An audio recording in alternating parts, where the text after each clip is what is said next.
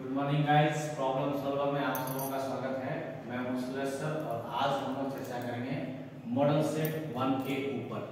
हम लोग पिछले क्लास में जेसीईआरटी के मैथ्स मॉडल को स्टार्ट किए थे, मॉडल पेपर सॉल्यूशन को, जिसमें से मैं आप लोगों को मैथ्स का मॉडल सेट 1 करा रहा था क्लास 10 बोर्ड के लिए, जेड बोर्ड के लिए। उसमें मैंने आपको सेक्शन ए कंप्लीट कर दिया था। आपका very short answer type question, अति लघु उत्तरीय प्रश्न जो टोटल 7 थे और 7 को मैंने आपको करवा दिया था, उसमें से किसी 5 को आपको करना है। आज हम लोग बात करेंगे सेक्शन बी और सेक्शन सी के ऊपर।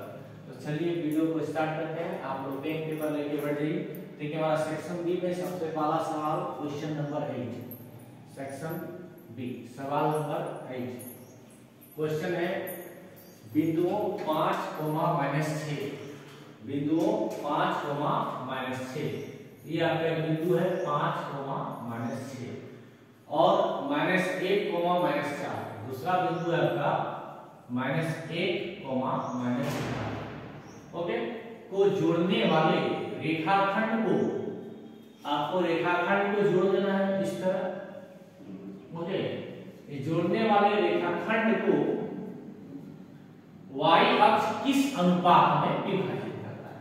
तो आपको जो है क्या बोला गया क्वेश्चन में कि आपका दो बिंदु है, एक बिंदु है P, दूसरा बिंदु है Q। P का निर्देशांक दिया हुआ है 5,-6 और Q का निर्देशांक दिया हुआ है -1,-4।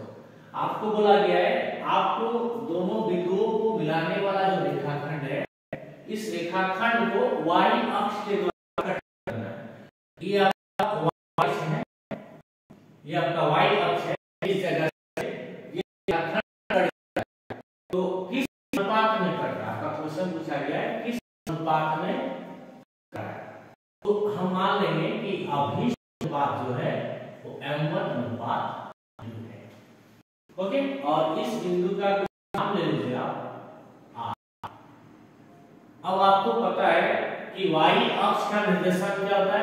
y अक्ष में x 0 हो जाता है। तो बिंदु R जो है y अक्ष में, इसलिए x निर्देशांक इसका 0 हो जाएगा, ओनली y निर्देशांक आएगा। तो R बिंदु का निर्देशांक क्या होगा? 0y। तो पूछा गया है 0, 5 - 6 ये P और -1 - 4 ये Q को जोड़ने वाला रेखाखंड है P y अक्ष किस अनुपात में विभाजित करता है? तो हमें लिख देना है कि अभिष्ट अनुपात m अनुपात एंड आगे लिखना है अभिष्ट बिंदु का निर्देशांक 0, y। इतना दूर लिख देना है। उसके बाद आपको क्या करना है? आपको पता है ना विभाजन सूत्र, x बराबर m1 x2 m2 x1 m1 plus m2। Okay, आपका m1 और m2 का अनुपात निकालने बोला गया, तो m1 की जगह में m1 रहेगा। ओके, आपका x2 कितना है? x का वैल्यू कितना है? -1 प्लस m2 के जगह में m2। x का पाला वैल्यू क्या है? 5 divided by m1 plus m2। तो हमारे मुताबिक ये जो बिंदु R है इसका निर्देशांक, लेकिन चूंकि बिंदु R y अक्ष में स्थित है, बिंदु R जो है y अक्ष में स्थित है, इसलिए इसका x वैल्यू क्या हो जाएगा? 0, कि बराबर हो गया 0। यहाँ सॉल्व कीजिए तो -m1 प्लस m2 बराबर आ गया 0, क्योंकि 0 × 0 बराबर। इसको आप सॉल्व कीजिए तो ये आपका चला जाएगा, तो 5m2 बराबर आएगा m1। ओके, यहां से आप m2 रखने से m1 को m2/m1 बराबर आ जाएगा, जिसका कोई नहीं होता है, इसका पूरा 1 होता है। तो यहाँ m1 इधर आके नीचे आ गया, 1 छूट गया, 5 गुना में था, ये भागा हो गया। तो आपका m2 अनुपात m1 आया 5, लेकिन आपने अनुपात क्या बना था? m1:2। तो आप पलटी मार तो पहले हो जाए m1 अनुपात m2, पलटी मार दीजिए 5 अनुपात, और यही आपका यहाँ पे आपका ये सॉल्यूशन कंप्लीट हो गया। तो आप इसका अगर नोट डाउन कर रहे हैं तो बढ़िया बात है, अगर नहीं कर रहे हैं तो इसका स्क्रीनशॉट ले लीजिए। तो मैं क्वेश्चन नंबर 9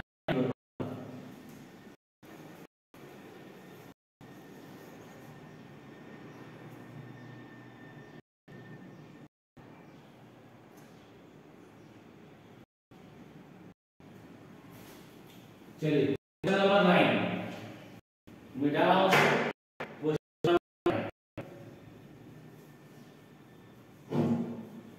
सवाल नंबर क्या कहता है, देखिए सवाल नंबर 9 कहता है उस त्रिभुज एबीसी का क्षेत्रफल ज्ञात है। आपको एक त्रिभुज दिया गया है एबीसी, ए बी सी, कहता है इसका क्षेत्रफल ज्ञात है। इसके शीर्ष है 2, दूसरा है 4, 7, 4, 7 और आपके पास सी दिया हुआ है 7 आपको जो निकालने कहा गया है वो कहा गया है त्रिभुज का क्षेत्रफल निकालिए। तो आपको पता है ना त्रिभुज का क्षेत्रफल क्या होता है, मैंने इसको प्रूफ भी किया था, half x1 y2 minus y3 plus x2 y3 minus y1 plus x3 y1 minus y2। Okay, बस फार्मूला में बैठा देंगे। x1 x का वैल्यू 5, y2 y का दूसरा वैल्यू 7, y3 -4 तो माइनस का -4 प्लस 4। इसी तरह x2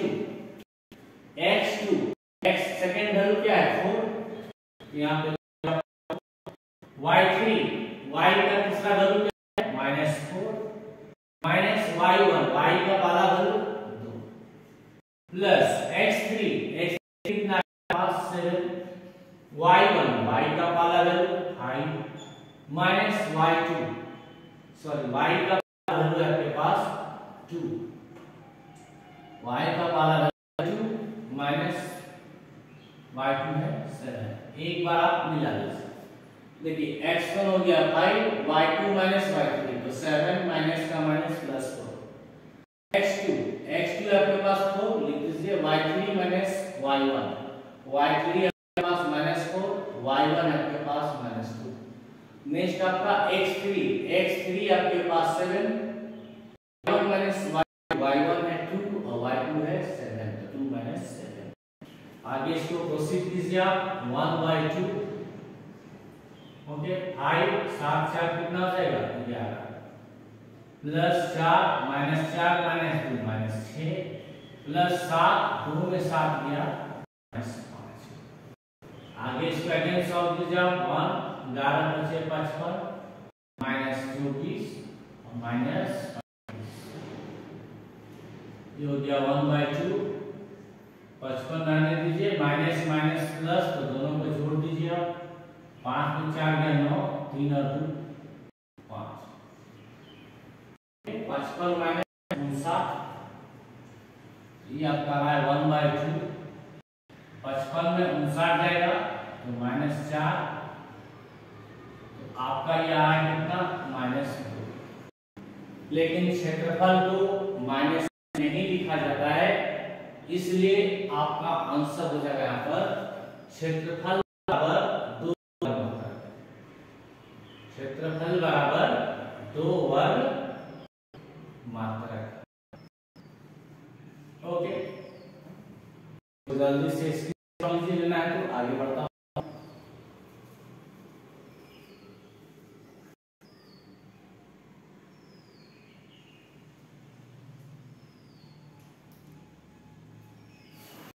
चलिए नेक्स्ट क्वेश्चन सवाल नंबर 10। सवाल नंबर 10 की ओर बढ़ते हैं। सवाल नंबर 10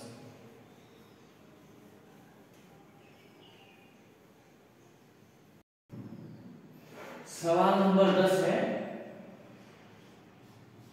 धरती पर एक मीनार ऊर्ध्वाधर खड़ी है। ये आपका एक मीनार है, ये धरती पर ऊर्ध्वाधर खड़ी है, ठीक है, ये आपका मीनार है, ये धरती पर खड़ी है। आगे लिखा गया मीनार के पास बिंदु से 15 R बिंदु है, इससे 15 मीटर दूर जाना है, ये हो गया 15 मीटर। स्थित बिंदु से यहाँ पे कोई बिंदु है, मान लो, ठीक है, मीनार के शिखर का उन्नयन करो। तो आपने एक को मीनार माना था, तो आपको बिगाड़ की ओर देखना है, तो नीचे से ऊपर देखते हैं तो उन्नयन कौन होता है। ये आपके क्वेश्चन में कितना गिवन है, 60 डिग्री, ठीक है। क्वेश्चन पूछा गया है मीनार की ऊंचाई है, तो आपको लिखना है माना कि AB मीनार है, AB क्या आपका मीनार है। BC कितना है आपके पास 15 मीटर, और एंगल ACB ये आपके पास 60 डिग्री। तो समकोण त्रिभुज ABC, देखिए आपको मीनार का ऊंचाई निकालना है। तो मीनार का ऊंचाई जो होगा ABC देखिए समकोण त्रिभुज बन जा रहा है, इसलिए मीनार का जो ऊंचाई AB होगा वो समकोण त्रिभुज के लिए लंब हो जाएगा।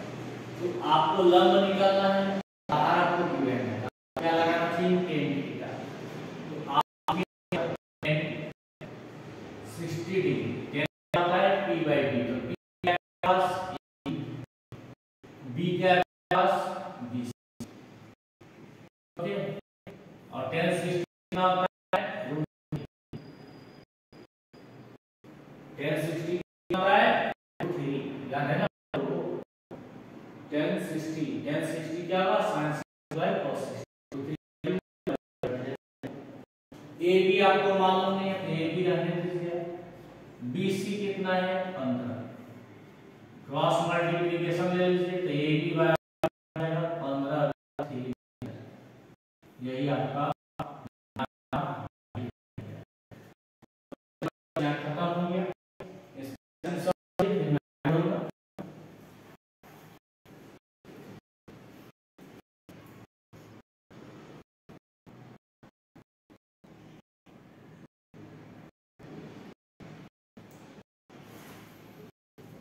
चलिए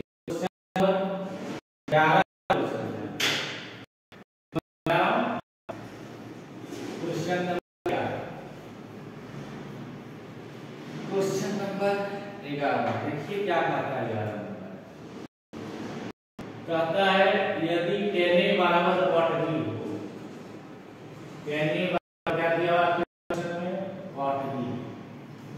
आपको कहता है सिद्ध कीजिए कि A जोड़ B 90 डिग्री होगा। तो हम लोग देखते हैं, देखिए tan और cot में एक रिलेशन होता है, tan थीटा बराबर होता है cot 90 माइनस थीटा। तो tan के जगह में cot लिख दीजिए, A के जगह में 90 माइनस A लिख दीजिए, और दायां साइड को एज इट इज ऐसे ही छोड़ दीजिए, दोनों साइड cot कैंसिल हो जाएगा। तो इधर आपका क्या बचा 90 माइनस A, 90 माइनस A, और उधर आपका क्या बचा B। 90 को रहने दीजिए, A को A जोड़ B, इसी को आप पलट के लिखिए, A जोड़ B बराबर 90 डिग्री। ओके, यही आपको प्रूव करना था, जो कि हो गया। स्क्रीनशॉट ले लीजिए, फिर आगे बढ़ते हैं।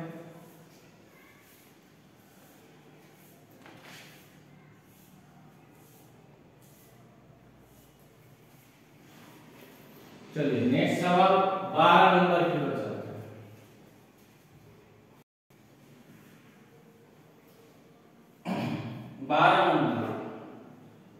12 नंबर कहता है 7.6 सेंटीमीटर लंबाई का खंड कीजिए।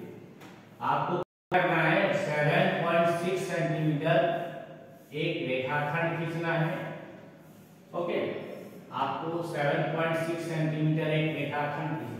आप पेंसिल स्केल से 7.6 सेंटीमीटर एक रेखा खींच लीजिएगा। ओके, मैं इसका आपका रफ व्यू बता रहा हूँ, आप अपने कॉपी में करके देखिएगा, क्योंकि मेरे पास प्रकार नहीं है, मेरे पास व्हाइट बोर्ड है, मार्कर है।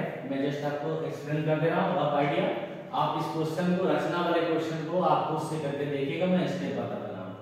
क्वेश्चन वाला 7.6 सेंटीमीटर लंबा रेखाखंड कीजिए और इसे 5:8 में विभाजित कीजिए। तो आपको जो है m1:m2 जो दिया हुआ है वो 5:8 दिया हुआ है। इसका मतलब क्या हुआ, पहला टुकड़ा 5 होगा तो दूसरा टुकड़ा 8 होगा, टोटल कितना हुआ 5 और 8 13। आपको 13 को इक्वल सेक्शन में काटना होगा। ओके, तो क्या कीजिए, एक न्यून को लेते हुए एक रेखाखंड खींच दीजिए इस तरह। ओके, आप BC को आधार लेते हुए और एंगल B को एक न्यून कोण लेते हुए एक रेखाखंड खींच दीजिए और उसको 13 इक्वल भाग में बांट दीजिए, क्योंकि आपका अनुपात कितना है 5:8। तो 13 इक्वल पार्ट में बांटना है आपको 5:8। तो पहले आप 13 पार्ट ले लीजिए इस तरह देखिए 1 2 3 4 5 6 7 8 9 10 11 12 13। ओके, तो इस तरह कर लेना।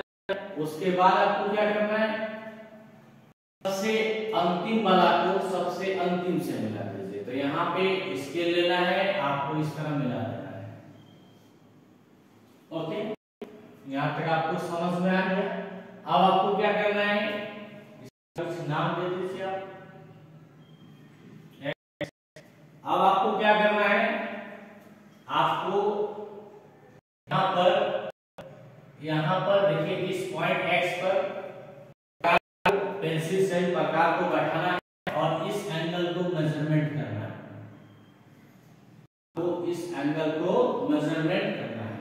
अच्छा, पहले नाम दे दीजिए इसको, B1 B2 B3 B4 B5 B6 B7 B8 B9 B10 B11 B12 B13।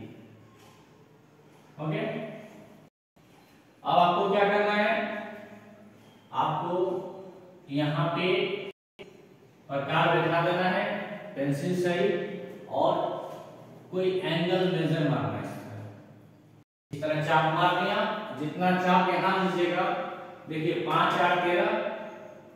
Okay, आपको 5:8 लेने बोला गया है ना, आपको 5:8 लेने बोला गया। सॉरी, यहाँ क्वेश्चन मिस हो गया, 5:8 बोला गया, मैं 13 तक लाइन लिख दिया हूँ। मतलब कोई बात नहीं, आप इसको आप मिटाइए। आपको यहाँ पे 5:8 लेना है, तो आपको 8 तक ही जाना है। सॉरी, मैं बता दिया, लाइन ज़्यादा खींचा गया, तो जो भी है आपको ये 8वां लाइन से इसको मिलाना था, इस तरह इसके रख के मिला दीजिए। ओके, यहाँ पे 8वां लाइन को आपको मिला देना है और यहाँ पे आपको ये चाप एंगल को चेक करना है। ये एंगल कितना काटा है, यहाँ रख के एंगल देना है। ठीक है, देखिए आपका 8वां पॉइंट और 5वां पॉइंट, आपका 5वां पॉइंट यहाँ पर है। जितना एंगल आप यहाँ लिए उतना एंगल आपको यहाँ लेना है इस तरह। इसके बाद आपको क्या करना है, ये जो आप एंगल लिए ये 2 पॉइंट पर, ये दोनों को आपको मेजर करना है। यहाँ से यहाँ आपको पहले आपको देखिए इस तरह चाप मारना है, यहाँ चाप मार दिया इस तरह। अब आपको एक बार आप एंगल मेजर किए, एक प्रकार पेंसिल ऐसे चाप मारना है। यहाँ से लेके आप एक बार ऐसे चाप करिएगा। ओके, आधा से ज्यादा। अब क्या कीजिएगा, आप ये जो लाइन दिया इस तरह लाइन खींच दीजिएगा इस तरह।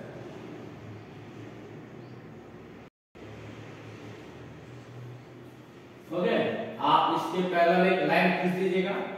ओके, और इसका कुछ नाम दे दीजिए BD। ठीक है, तो आप देखिए 1 2 3 4 5, तो आपका B5 अनुपात आपको कितना लेना था 5:8 नहीं। तो नेक्स्ट B8, तो यहाँ से देखिए, यहाँ से 5 11 पॉइंट है 5 और B भी 8 तक 8 है। ओके, इसको आप मिटा दीजिए यहाँ पे। ये आपका कितना रहा है, आपको M1 M2 लेना है। तो M1 आपका 5 और M2 आपका आना चाहिए 8।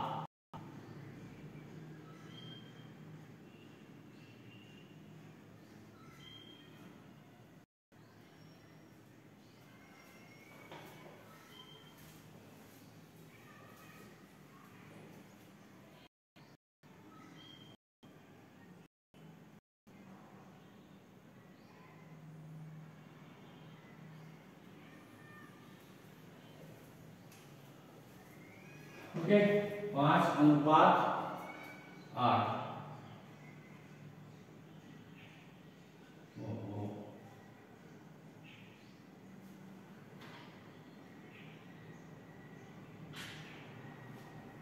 मैं पहले ही सही था, बिजनेस हो जाए यहाँ पे।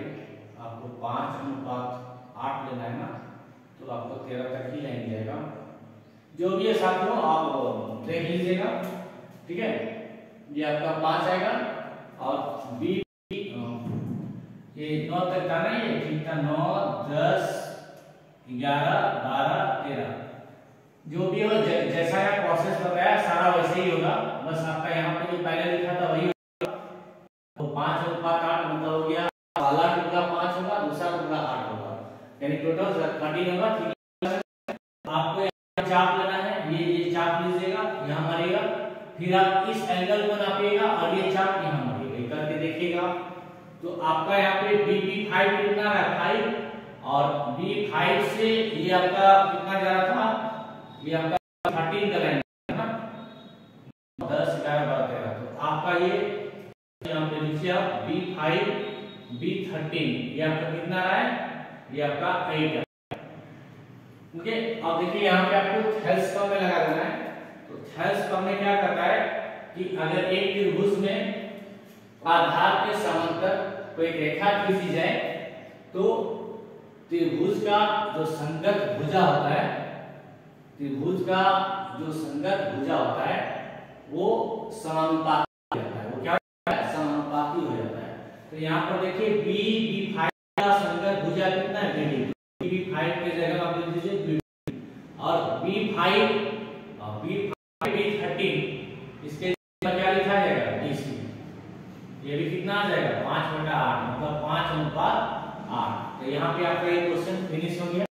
ओके, 5:8 बोला गया, यानी रेखाखंड जो BC था आपका 7.6 सेंटीमीटर, इसको 5:8 में काटना था। तो 5:8 में काटना था। तो BD अनुपात DC, जब आप इसको इसके लेके नापिएगा तो BD अनुपात DC जाएगा, वो आपका 5:8 आ जाएगा। तो BD आपका कितना आ रहा है, BD आपका आना चाहिए कितना, कितना में 13 में, आपका 13 आना चाहिए। क्वेश्चन में 7.6 है, इसको गुना कीजिए, 38/13 है ना। तो ये 2.8 कुछ देखिएगा नाप के, ऐसे आएगा यहाँ पे, और ये कुछ आएगा, इसको जब आप डिवाइड कीजिएगा तो ये 5:8 आ जाएगा। Okay, pencil, cutter, rubber, eraser इससे लेके बनेगा। मैं आपको बस एक आइडिया बता दिया, आपका इस तरह बनेगा। चलिए मैं इसको मिटाता हूँ और नेक्स्ट क्वेश्चन पे चलता हूँ। ठीक है, क्वेश्चन नंबर 13।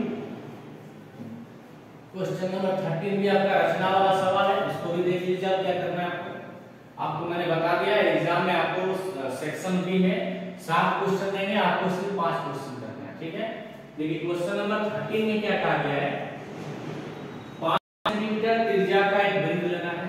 तो आपको 5 सेंटीमीटर त्रिज्या का एक वृत्त लेना है, कुछ इस तरह। ओके, मैं आपको आइडिया बता दे रहा हूँ, ये 5 सेंटीमीटर है।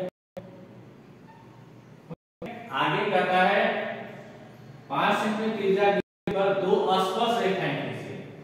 आपको जो है 2 स्पर्श रेखा खींचना है, जो वाला स्पर्श 60 डिग्री के कोण पे झुका होगा। तो आप हमको एक बताइए, ओके, दोनों स्पर्श रेखा 60 डिग्री पे झुका होगा, मतलब इस तरह अगर ये स्पर्श रेखा होगी, स्पर्श रेखा होगी और दोनों 60 डिग्री पे झुकेगा, ठीक है, दोनों किस पे झुकेगा, 60 डिग्री पे झुकेगा। ये क्वेश्चन तो आप एक काम, 5 सेंटीमीटर त्रिज्या का एक वृत्त खींचना है, आपने खींच दिया 5 सेंटीमीटर त्रिज्या का एक वृत्त। अब आपको एक चीज पता है कि वृत्त का जो त्रिज्या होता है वो स्पर्श बिंदु पर लंब होता है। स्पर्श बिंदु पर क्या होता है, लंब होता है ना, ठीक है। अब देखिए क्वेश्चन में आपको दोनों के बीच 60 डिग्री चाहिए, तो आप एक एज्यूम कीजिए, जो मैं आपको बता रहा हूं, इधर भी कुछ त्रिज्या होगी ना, इधर भी कोई त्रिज्या, वो त्रिज्या होगी, इधर लंब होगी, इधर ये लंब। मैं आपको कुछ बताना चाह रहा हूं, समझिए। जैसे कि मैं ग्राफ आइडिया दे रहा हूं, उसके बाद आपको क्या करना है। ये 5 सेंटीमीटर त्रिज्या है, इधर भी 5 सेंटीमीटर त्रिज्या होगा, कोई डाउट नहीं है। अब क्वेश्चन में कि 5 सेंटीमीटर त्रिज्या के वृत्त पर 2 स्पर्श रेखा खींचना है। तो स्पर्श रेखा दोस्तों कुछ ऐसी है, इस तरह कुछ जाएगी, ठीक है। अब क्वेश्चन में कहा गया स्पर्श 60 डिग्री पे झुका रहेगा, ये आपका 60 डिग्री पे झुका रहेगा। तो आप गौर से देखिए, आप इस तरह नामकरण करते हैं इस तरह, तो आपको ओ ए बी सी का चतुर्भुज दिख रहा है, दिख रहा है ना। चतुर्भुज का प्रत्येक कोण कितना होता है, 90 डिग्री, 90 डिग्री, 90 डिग्री, 90 डिग्री। अगर नॉर्मल कुछ अदर चतुर्भुज तो 90 डिग्री 90 डिग्री करके नहीं होगा, लेकिन चतुर्भुज के चारों कोण कितना होता है, 360 डिग्री। तो इस बात में कोई संदेह नहीं कि ए बी सी चारों को जोड़ेंगे 360 डिग्री हो जाएगा। तो आपको ये पता है कि केंद्र से दिशा पर, केंद्र से अगर स्पर्श रेखा लंब है तो वो स्पर्श बिंदु होता है। इसका मतलब अगर हम एक को स्पर्श बिंदु बताना चाहते हैं सी का, तो ये इस पे लंब होगा, ये इस पे क्या होगा, लंब, ये लंब होगा, ठीक है। और क्वेश्चन में चीज ध्यान दीजिए, ये लंब होगा, ये लंब होगा, 90 180 डिग्री, और हम मुझे 60 डिग्री लेना है। ये कैसे आएगा, देखिए 90 90 100 हो गया, 90 90 180 हो गया। अब आपको 180 लाना है, आपको मेंटेन क्या ये मतलब हुआ। आप इस क्वेश्चन को ऐसे प्रोसीड कीजिएगा, आप पहले 5 सेंटीमीटर त्रिज्या का वृत्त खींच लीजिएगा, 5 सेंटीमीटर त्रिज्या का वृत्त खींचिएगा, ओके। उसके बाद आप क्या कीजिएगा, यहां पर OC है ना आपका यहाँ पर, ओके।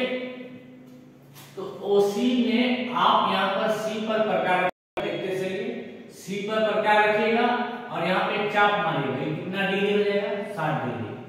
इसे चाप मारिएगा, कितना आ जाएगा, 120 डिग्री, ठीक। तो यहाँ से OC से इस OA को मिला दीजिएगा, तो ये यहाँ पे एंगल कितना बन जाएगा, 120 डिग्री। ये कितना बन जाएगा, 120 डिग्री, ओके। अब आपको मालूम है कि त्रिज्या जो है वो स्पर्श बिंदु पर लंब होता है।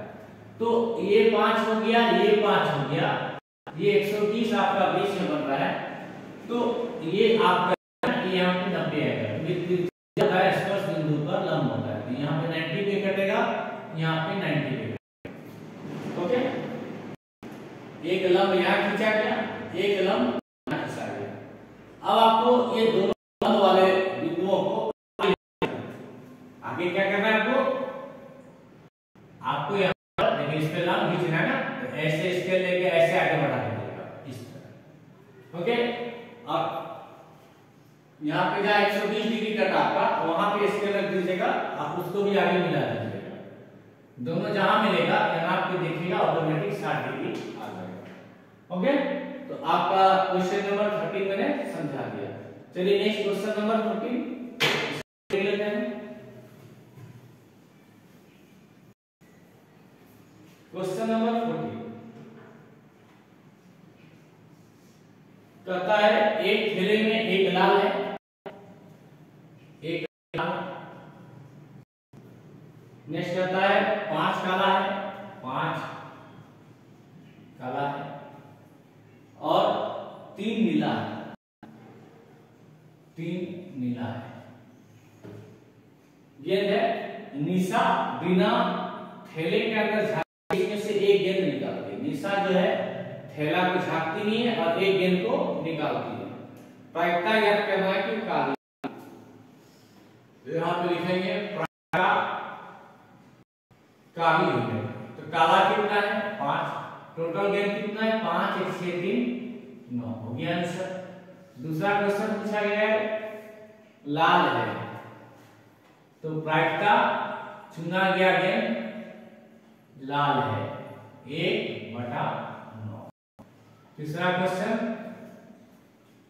चुना गया नीला है, काला है, नीला है, लाल है, नीला है, तो प्रोबेबिलिटी ऑफ नीला, नीला कितना है 3/9, 1/3। तो यहाँ पर सेक्शन बी समाप्त होता है। स्क्रीनशॉट लीजिए, फिर मैं सेक्शन सी स्टार्ट करता हूँ।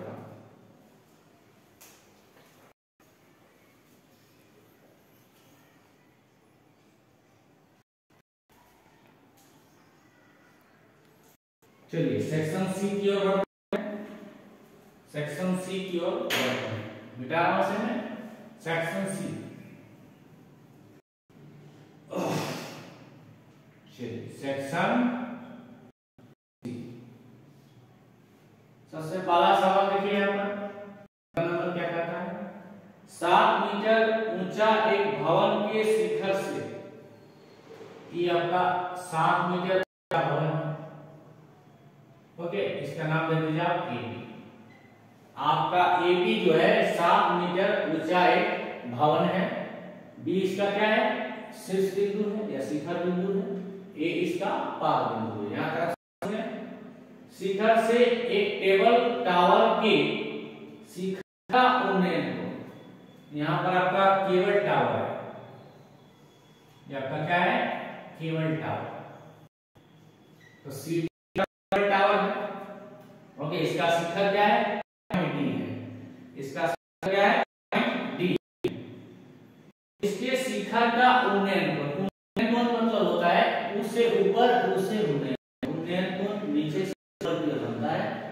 तो आप अभी 7 मीटर ऊंचे भवन में थे, ये आपका क्या था भवन, ये आपका क्या है, ये आपका है केबल टावर, ये आपका क्या है केबल टावर। ओके, आप 7 मीटर ऊंचे भवन के शिखर बिंदु से केबल टावर के शिखर बिंदु डी को देख रहे हैं। ओके, तो बी से आप डी को देख रहे हैं इस तरह। तो अगर आप देख रहे हैं तो आपका क्षैतिज रेखा एक होती है क्षैतिज रेखा, एक होती है दृष्टि रेखा। तो दृष्टि रेखा मतलब जिससे आप देख रहे हैं, तो आप बीडी देख रहे हैं और बीडी किसके मदद से देख रहे हैं, तो कोई आधार ना चाहिए, तो यहां से आप बी से एक लाइन खींच लीजिए जो एसी के बराबर होगा और नाम है ई। ओके, तो यहां पे बोला गया है शिखर का उन्नयन कोण 60 डिग्री, तो ये आपका 60। अब क्वेश्चन में बोला गया है और इसके बाद का टावर का शिखर बिंदु डी है, पाद बिंदु मतलब होता है निम्न बिंदु निचला बिंदु, तो क्या है सी है। आपको पाद बिंदु को देखना है, बिंदु का अवनमन को ऊपर से नीचे की ओर बनता है, तो ये आपका कितना दिया गया है क्वेश्चन में 45 डिग्री, ये आपका दिया गया है 45 डिग्री। तो आप एक काम कीजिए, आप दोनों पाद बिंदु को मिला दीजिए, दोनों पाद बिंदु को क्या कीजिए आप मिला दीजिए। अब ध्यान से देखिए आपका एबीईसी जो है एबीसीसी जो है आपका एक आयत बन जा रहा है, आयत बन जा रहा है। इसका मतलब बी और ईसी क्या है बराबर है और समांतर है। अब बराबर और समांतर है तो एकांतर कोण बराबर हो जाएगा, जितना मान ईबीसी का होगा उतना ही मान एसीबी का हो जाएगा, तो ये भी आपका कितना हो जाएगा 43। कितना हो जाएगा ये 45 डिग्री। तो क्वेश्चन में आगे कहता है टावर की ऊंचाई क्या है। आपका टावर का ऊंचाई मतलब क्या, सीधी ज्ञात है। आपको क्या करना है, सीधी ज्ञात है। चलिए सॉल्यूशन पे चलते हैं हम लोग, देखिए इसका सॉल्यूशन। तो हम लोग पहले लेंगे समकोण त्रिभुज ए, एक सेकंड, समकोण त्रिभुज BAC, समकोण त्रिभुज BAC। तो हम लोग लिख सकते हैं tan 45 बराबर, tan क्या होता है P/B। यहां से देखने से आपका P क्या बन रहा है, AB, और B क्या बन रहा है आपका AC। tan 45 होता कितना है, 1। आपके क्वेश्चन में कितना था, 7, AC पता नहीं, बराबर यहाँ से AC बराबर क्या आ गया, 7 मीटर। यानी आपको पता चल कि आपका जो भवन है उसका पाद बिंदु A और जो आपका केबल टावर है उसका पाद बिंदु C, उसके बीच का दूरी कितना है, 7 मीटर। कितना है, 7 मीटर। ओके, अब देखिए आपका ABEC आयत है, आयत का भी भुजाकार होता है। तो आपका AC 7 आया, तो BE भी कितना आएगा, 7। तो ज्योमेट्री के कांसेप्ट से आप इसको लिख सकते हैं 7। ठीक है, चलिए अब हम लोग नेक्स्ट समकोण त्रिभुज BED का बात करते हैं। क्या बात करते हैं, BED। यहाँ पे उन्नयन कोण क्या बन रहा है, 60 डिग्री। तो लिखिए tan 60। tan 60 क्या होता है, P/B।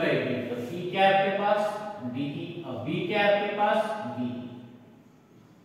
tan 60 कितना होता है, tan 60 √3 होता है ना, sin 60/cos 3/2 और आपका 1/√3 होता है। तो √3 के यहाँ पे DE आपको मालूम है, नहीं मालूम है, बटा BE आपको मालूम है 7। तो यहां से आपका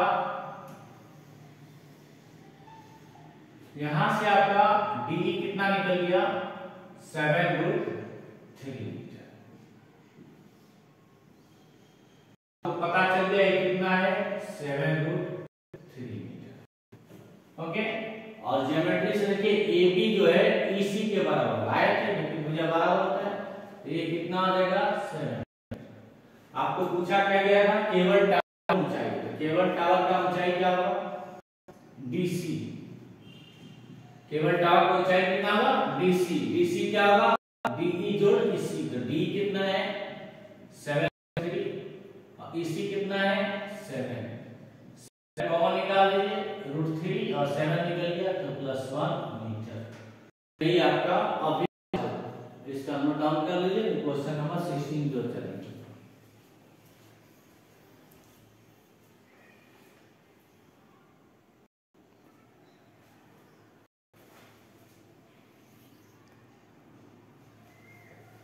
चलिए नेक्स्ट सवाल चलते हैं, क्वेश्चन नंबर 16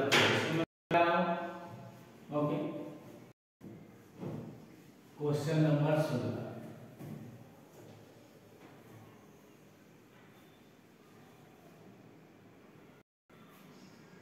क्वेश्चन 16 देखिए क्या करता है, एक खिलौने का त्रिज्या 3.5, खिलौने का त्रिज्या कितना है, 3.5 सेंटीमीटर वाले शंकु के आकार का है, जो उसी त्रिज्या वाले गोले पर अध्यारोपित है। क्वेश्चन कुछ इस तरह है कि एक खिलौने का त्रिज्या 3.5 सेंटीमीटर शंकु के आकार का है, जो उसी त्रिज्या वाले अर्धगोले पर अध्यारोपित है। तो आपका एक अर्धगोला है इस तरह, ये देखिए अर्धगोला है, इसी अर्धगोले के ऊपर में एक शंकु बन रहा है। तो कुछ ऐसा बनेगा, इस तरह। इसका नाम ले लीजिए आप A B C। ठीक है। और ये आपका ऊंचाई, इसका नाम दे दीजिए आप ओ। तो क्वेश्चन क्या है कि एक खिलौने का जो त्रिज्या है 3.5 सेंटीमीटर वाले 3.5 सेंटीमीटर वाले एक शंकु के आकार का है। तो देखिए क्वेश्चन में त्रिज्या है 3.5 सेंटीमीटर। इस पिक्चर से ओसी कितना आ जा रहा है 3.5 सेंटीमीटर। आगे का क्वेश्चन में ये जो खिलौना शंकु के आकार का है और ये अर्धगोला के ऊपर है, अर्धगोला हमारा दिख रहा है, अर्धगोला के ऊपर है।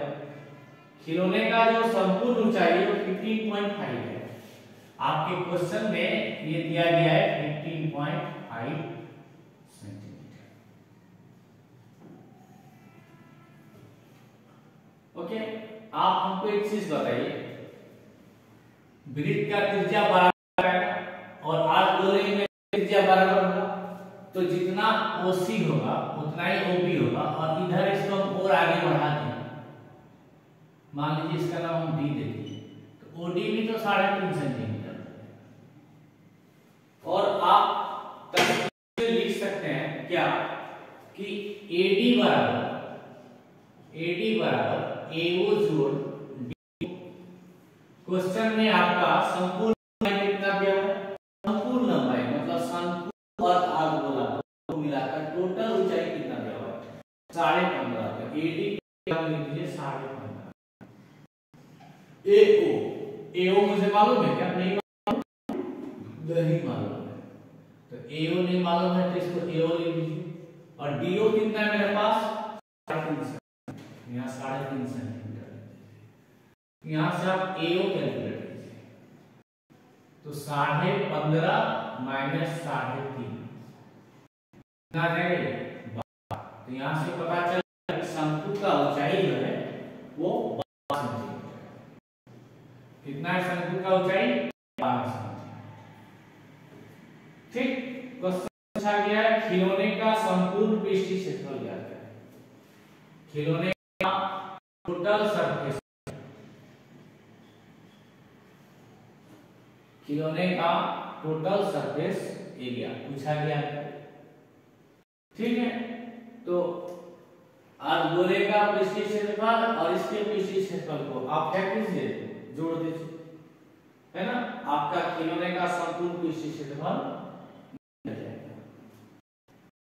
तो खिलौना किससे बना है, शंकु से और अर्धगोला से। शंकु का क्या होता है pi R, okay, pi R L plus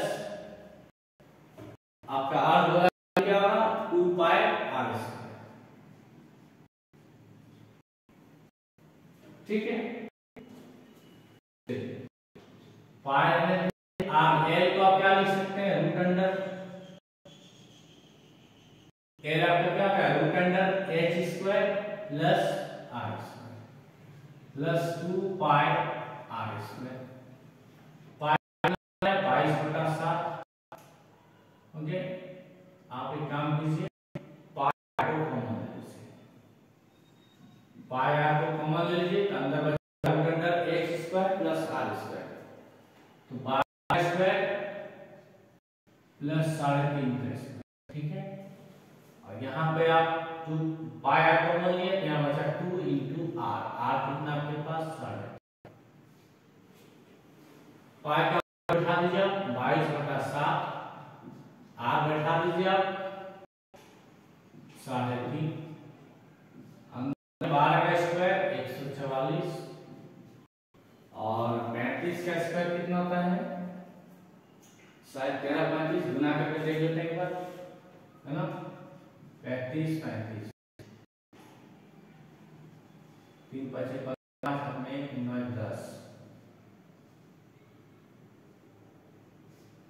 okay, 12 25, तो ये हो गया आपका 12.25। ओके, और प्लस 3.5 दूनी कितना होता है 7, तो 22/7 गुना पॉइंट को हटा दीजिए 35/10 रूट अंडर 144 में 10 जोड़िए 154 और 2 156.25। ओके 156.25 आ रहा है। आप इसका वर्गमूल निकाल के जोड़िए, ये कितना आ रहा है 100 रूट अंडर 144 और 0.25 जोड़ 7 156.25 आ रहा है। ठीक है, तो देखिए कितना में 65 गुना 65 80 80 ओके। इसका प्राइम फैक्टराइजेशन करना होगा। 156.25 है तो पॉइंट को हटा दीजिए आप, नीचे कितना आ जाएगा 100। ओके, पूरा नहीं आएगा फिर भी देख लेते हैं। चलिए इसको आप कैलकुलेशन कीजिए।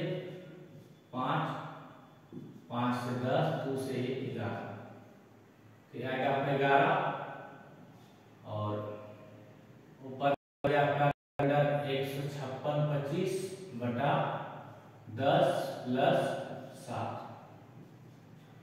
156.25 का वर्गमूल निकालें। ठीक है, ये पूरा बोली तो आंसर नहीं आएगा। 5 के 5 के 5 5 दूनी 10 31 25। ओके, नेक्स्ट क्वेश्चन दीजिए आप 25। तो ये 125 आ रहा है। कितना आ साथियों 125 आ रहा है। ओके 125 बटा 10 12.5 जोड़ 7। तो बहुत जल्दी कैलकुलेटिंग क्वेश्चन है 19.5। अब 11 को 19.5 से गुना करना है। 11 बचे 55 के 5 5 11 99 और 5 कितना होता है 104 104 का 4 10 11 के 11 और 10 214.5 सेंटीमीटर। तो ये काफी कैलकुलेटिव लेंथी क्वेश्चन है। आपको अगर बनाने की इच्छा होगा तो बनेगा, अदरवाइज इस क्वेश्चन को स्किप कर दीजिए। आपको 15 16 17 18 19 ये 5 में कोई 4 बनना है। इसी तरह आपका सेक्शन के में अगर रचना में टाइम रचना का चरण पड़ता है, पैटर्न तो यही है। तो आप उस केस में रचना वाला चरण क्वेश्चन को छोड़ के क्वेश्चन को कीजिएगा। तो चलिए इसका फिर आगे क्वेश्चन नंबर 17 की ओर।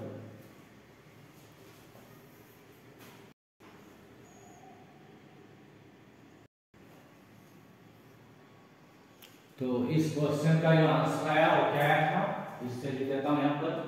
इसका जो आंसर आया है वो आया 214.5 सेंटीमीटर स्क्वायर। ओके, चलिए नेक्स्ट क्वेश्चन पे बढ़ते हैं। क्वेश्चन नंबर 17 मिटाना उसको में। क्वेश्चन नंबर 17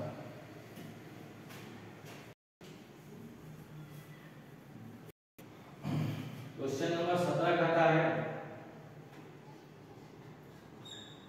एक ठोस एक अर्धगोले पर खड़े शंकु के आकार है।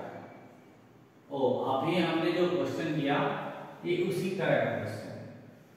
ये आपका एक शंकु है, ओके, और इसके नीचे इस तरह अर्धगोला है। इस तरह अभी हम लोग किए थे इस तरह का क्वेश्चन। ओके, सेम उसी तरह का फिगर है। एक ठोस एक अर्धगोले पर खड़े एक शंकु का शंकु के आकार। ओके, इसका नाम दे दीजिए आप ए बी सी। ओके, जिसकी त्रिज्या 1 सेंटीमीटर। यहाँ पे आपका त्रिज्या है 1 सेंटीमीटर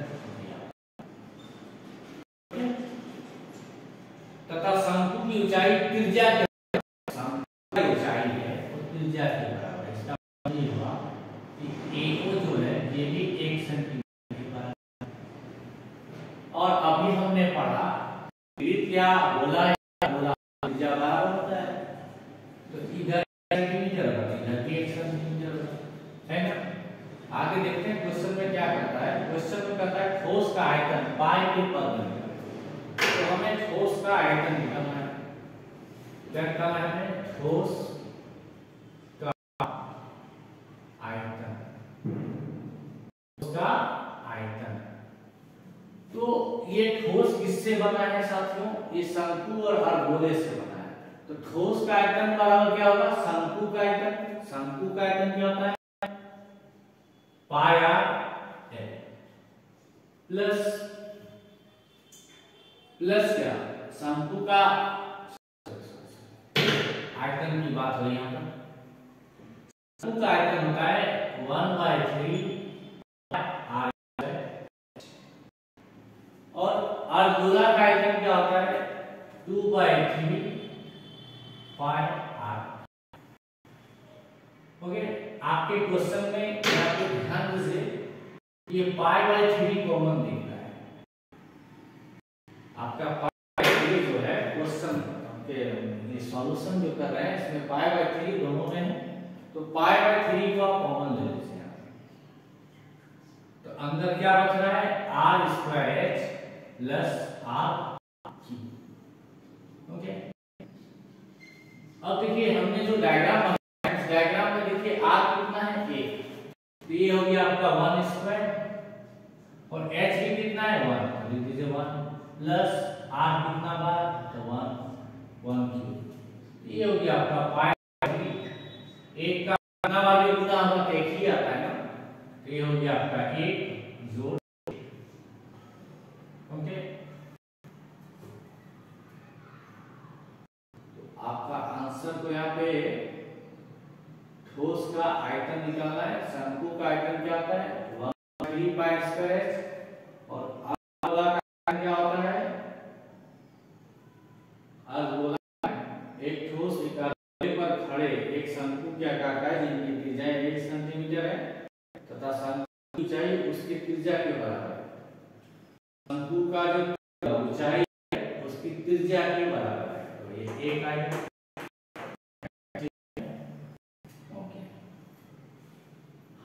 यहाँ पे आपका 2 छूट गया है, 2 लिख दीजिए यहाँ पे 2 छूटा हुआ है, छूटा हुआ है।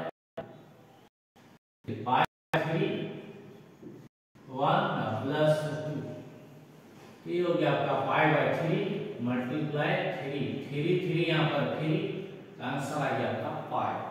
इसका राइट आंसर हो जाएगा पाई सेंटीमीटर क्यूब। यहाँ पर क्वेश्चन समाप्त होता है। स्क्रीनशॉट लीजिए, लास्ट 2 क्वेश्चन 18 चलेंगे।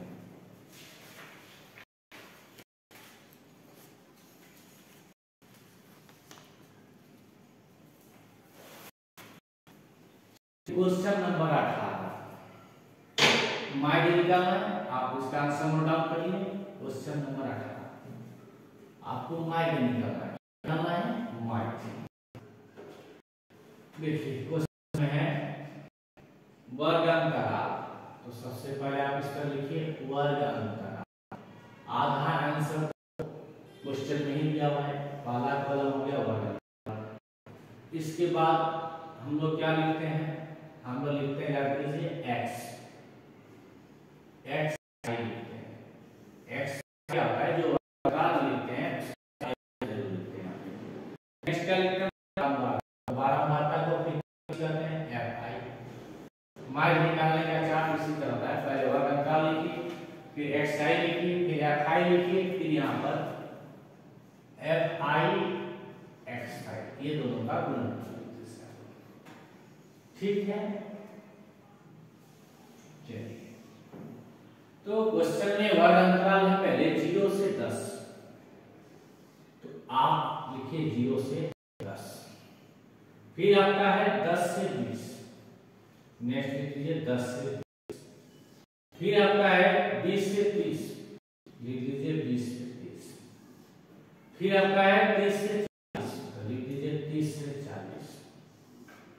फिर आपका है 40 से 50। 40 से 50। और फिर आपका है 50 से 60। फिर से लिख लीजिए आप 50 से 60। तो 0 से 10 कितने बार है? 5 बार। 10 से 20 कितने बार है ये क्वेश्चन जो दिया है मैं उसे वायलेट कलर से दिखा रहा हूं ताकि आपको समझ में आएगा क्वेश्चन आपको गिने हैं। 20 से 30 कितने बार है 10 बार, 30 से 40 3 बार, 40 से 50 8 बार और 50 से 6 बार। यहां तक कोई दिक्कत नहीं। अब एक्साइड कैसे निकालते हैं, ऊपरी सीमा जो निम्न सीमा पाई तो 0 10 10 10 पाई कितना 5 और जितना क्लास साइज होगा उतना x के वैल्यू में अंतर आएगा। ये देखिए 10 का अंतर जा रहा है 10 का अंतर जाएगा तो 5 में 10 जोड़ दीजिए 15 25 35 45 55। इसके बाद आपको क्या ऑपरेशन लिखा हुआ है यहाँ पर एफ आई एक्स आई मतलब फ्रीक्वेंसी वाले वैल्यू को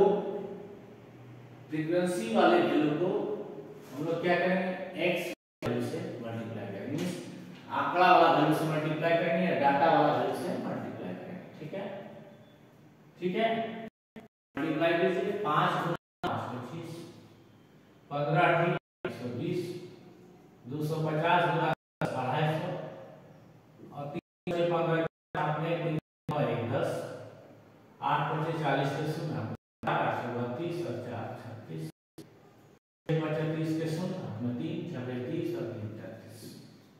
अब आपको यहाँ पे क्या करना है योग करना है। क्या करना है लास्ट में योग करना है। दीजिए आप योग ठीक है। तो ये टोटल आवृत्ति कितना है 5 8 10 और 3 26 और 8 34 6 40 यहाँ पे 40 ये आपका क्या है सिग्मा है,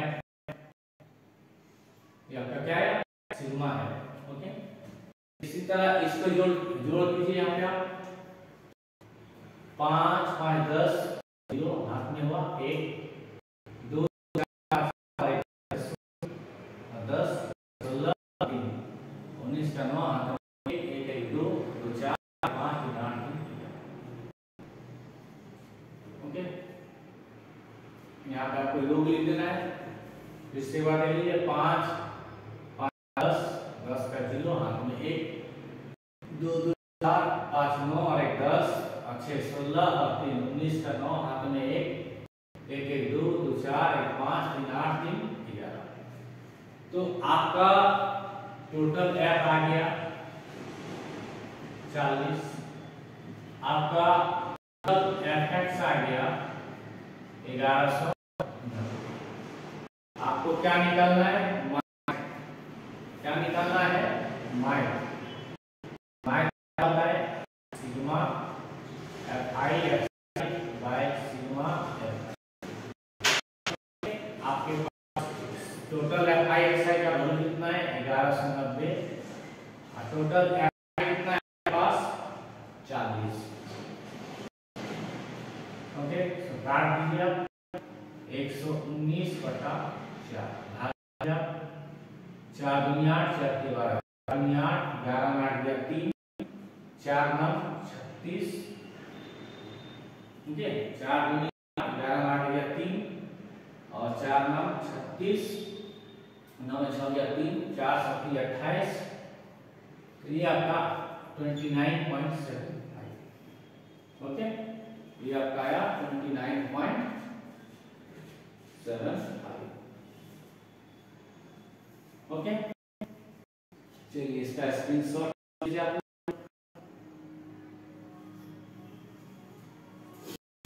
फिर नेक्स्ट लास्ट क्वेश्चन बढ़ते हैं क्वेश्चन नंबर 19।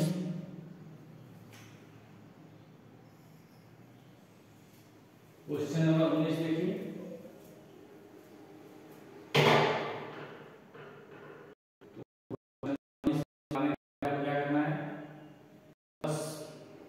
चेंज कर देना इस बार बड़ा अंतराल से 25। ठीक है चलिए लास्ट देख लेते हैं।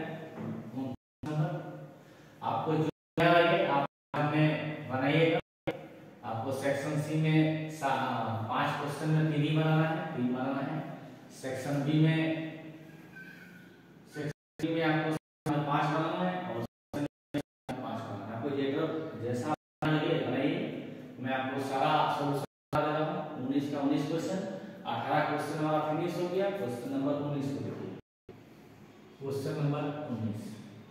इस बार आपको माध्यिका निकालना है। माध्यिका माध्यिका की चीज है, आपको वर्ग अंतराल दिया गया है। वर्ग अंतराल, आपका वर्ग अंतराल देखिए यहाँ पे दिया गया कितना, 10 से 25, 25 से 40 से 55, 55 से 70 और 70 से 85, 85 से 100। ठीक है, ये आपका वर्ग अंतराल है, ये आपका वर्ग अंतराल दिया गया है।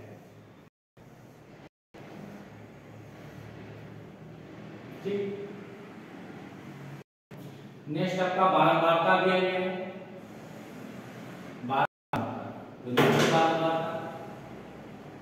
मैं बारंबारता को शॉर्ट में एफ लिख देता हूं। ठीक है, तो आपका बारंबारता है 2, 3, 7, 6, 6, 6। देखिए जब भी आपको माध्यिका बनाना हो तो आपको संचयी बारंबारता निकालना चाहिए। ठीक है, संचयी बारंबारता, तो आप संचयी बारंबारता क्यूमुलेटिव फ्रीक्वेंसी CF, ये कैसे निकाला जाता है?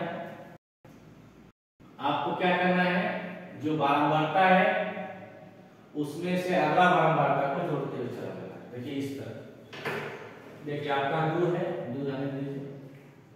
अब आपको इस क्रॉस देना है, 2 और 5, फिर आपको क्रॉस देना है 5, 12, फिर आपको क्रॉस देना है 12 से 18, फिर क्रॉस देना है 24, फिर क्रॉस देना है 30।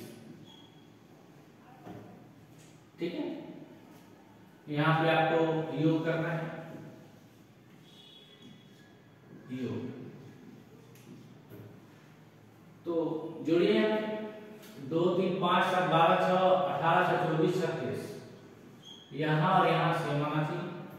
तो आपका बारंबारता जितना भी वो आपका सबसे अंतिम जो संचयी बारंबारता होगा उसमें, तो आपका अंतिम संचयी बारंबारता कितना है, आपका बारंबारता कितना है, 30। तो यहाँ तक आपका राइट है। अब आपको क्या करना चाहिए, ये जो आपका टोटल एफ है ना, इसी को हम सिग्मा एफ करते हैं, है ना, इसको हम लोग एन भी करते हैं, इसी को हम लोग एन भी करते हैं।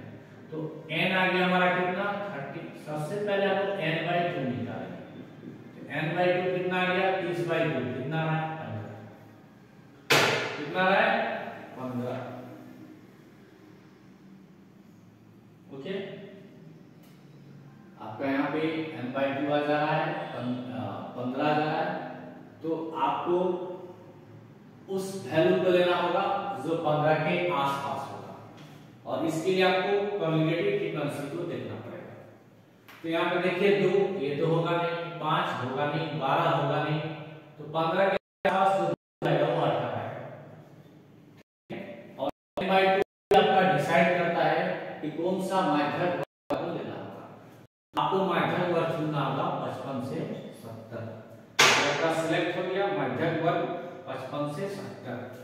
ओके, आपका माध्यक वर्ग हो गया, माध्यक वर्ग क्या हो गया आपका, 55 से 70। तो 55 से 70 में सबसे छोटा वैल्यू क्या आएगा, 55। इसी को निम्न सीमा कहते हैं, इसी को L कहते हैं, लोअर लिमिट। L हो गया आपका 55, L हो गया आपका 55, और 55 से 70 में आपका फ्रीक्वेंसी क्या आ रहा है, 6, तो F हो गया आपका 6। ओके, इस बारंबारता के लिए, इस फ्रीक्वेंसी के लिए कॉरस्पॉन्डिंग बारंबारता कितना है, 12। तो देखिए यहाँ पे मैंने मैचिंग करके दिखाया है, आपका 6 है तो 6 का ताल्लुक यहाँ 12 से होगा, तो आपका CF कितना है यहाँ पे, 12। ओके, अब माध्यिका निकालना है। माध्यिका का फॉर्मूला क्या होता है, माध्यिका का फॉर्मूला, तो माध्यिका बराबर होता है, अच्छा नेक्स्ट आपका h कितना का जा रहा है, कितना का गैप जा रहा है, देखिए तो 10 से 25 15 का गैप जा रहा है। h बराबर आ रहा है 15। ये आपको लिख देना है। आपको माध्यिका का फॉर्मूला लिखना है। माध्यिका क्या होता है, l plus n/2, okay, l plus n/2